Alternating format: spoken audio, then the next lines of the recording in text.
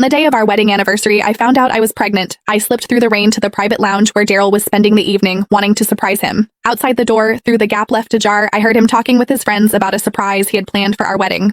Josephine still has no idea she's been sleeping with both of us. Every winter, I send my twin brother to take my place with her. Through the crack in the door, amid the roar of laughter, I caught sight of a man who looked almost identical to Daryl. Imagine the look on her face at the wedding when she sees that video of my brother on top of her. I clutched the pregnancy test results in my hand, ready to storm in and demand to know why he'd done this to me. But then I heard Daryl's voice again. Sarah's career has taken off. Josephine served her purpose. Sure, she lost her family and her career because of me, but I gave her a few good years of the high life. I'd say we're even. The casual indifference in his tone sent ice through my veins. A man who had done everything in his power to hurt me for the sake of another woman. I was done with him. And everything he had stolen from me, I would take back. Every last piece.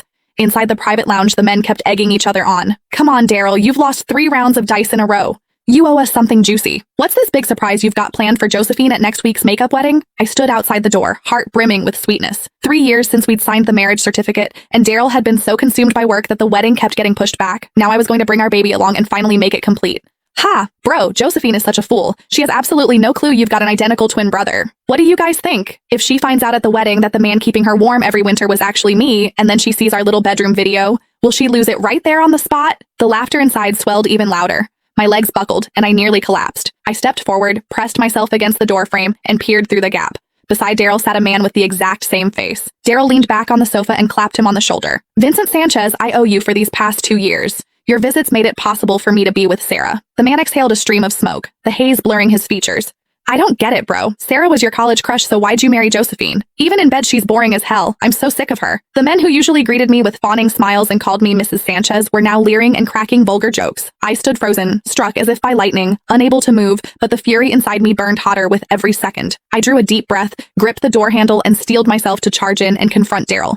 Then the words from inside stopped me dead. I was only ever with her for Sarah's sake. At the sound of that name, my fingers tightened around the pregnancy report until the paper crumpled. There was a tenderness in Daryl's voice I had never once heard before. Sarah went abroad right after college to chase her dream of becoming a jewelry designer. By the time I wanted to go find her, she'd gotten married. Later, when the international jewelry design competition came around, Sarah was so anxious about Josephine entering the same contest that she couldn't sleep.